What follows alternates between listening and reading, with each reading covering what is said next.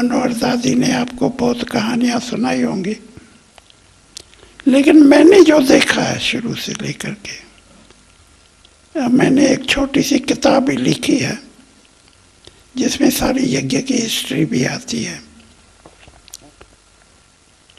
तो पहले पहले त्याग के लिए बाबा ने हमसे ऐसे त्याग नहीं करवाया, नेचुरल रूप से बाबा की जो भी एक्टिविटी चली है, बाबा ने जो भी रचना रची है, ऐसे नेचुरल रूप से कि हमको भी पता नहीं पड़ा ये क्या हो रहा है। पहले पहले जब भी पापा ने छोटे से मकान में, बिल्कुल छोटा सा था, एक छोटा कमरा था, आगे में वरांडा था और बाहर में खुला आंगन था। जब भी बाबा कलकत्ते से, सुना होगा बाबा को कैसे साक्षात्कार हुआ, कैसे सब कुछ धंधा वगैरह छोड़ के पहले तो बाबा ने त्याग किया, त्याग करके फिर आके बच्चों से त्याग करवाया। और त्याग भी ऐसा नेचुरल रूप से हुआ जो हमको कुछ पता नहीं पड़ा। क्यों? बाबा ने तो पहले आके सीधा सीधा ज्ञान दिया, और ज्ञान भी कितना सहज और सरल रीति से कहा, बच्चे देखो, जिन देवी देवताओं का मंदिरों में पूजन करते हो वे कौन है? हर कोई घर में अपने बड़ों के ही चित्र रखता है, बाप होता है, दादा होता है, परदादा होता है, उनके चित्र रखते हैं। वैसे ये भी तुम्हारे बड़े पूर्वज है जिनकी तुम संतान हो।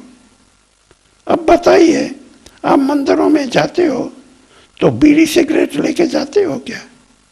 शराब लेके जाते हो क्या? उनको भोग लगाते हो क्या?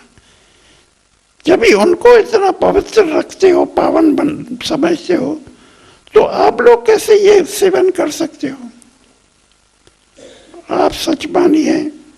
अब ये बातें तो हम सत्संगों में और भी जाते थे, साधु महात्माओं के सत्संग में, तो ये तो सुनते थे, भाई ये अशुद्ध खाना नहीं खाना चाहिए, ये नहीं करना चाहिए, चोरी नहीं करनी चाहिए, पाप नहीं करना चाहिए, झूठ नहीं बोलना चाहिए। वो तो सुन के आते थे, चलता कौन है? कोई चलता नहीं है, बस सुन के वहां का हाँ जी करके घर में आए, घर में वही खा वही फिर। लेकिन बाबा में जो शिव बाबा की शक्ति थी वो ऐसी थी कि बाबा जो बोलता था हम बच्चों के दिल पे जैसे ठप्पा लग जाता था, और हम दृढ़ निश्चय करते थे बस हमको ऐसा करना ही है।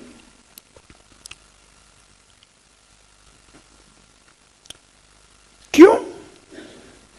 एक तो बाबा के वाणी में शक्ति, दूसरा थी साक्षात्कारों की जादूगरी। बस जब भी बाबा थोड़ा सा समझा के फिर ओम की धुनी लगाते थे। वो धुनी क्या थी? बस सुनते सुनते कई भाई बहने उड़ जाते थे, कोई स्वर्ग देखते थे, कोई लक्ष्मी नारायण का साक्षात्कार करते थे, कोई बाबा को कृष्ण के रूप में देख के रास करने लगते थे।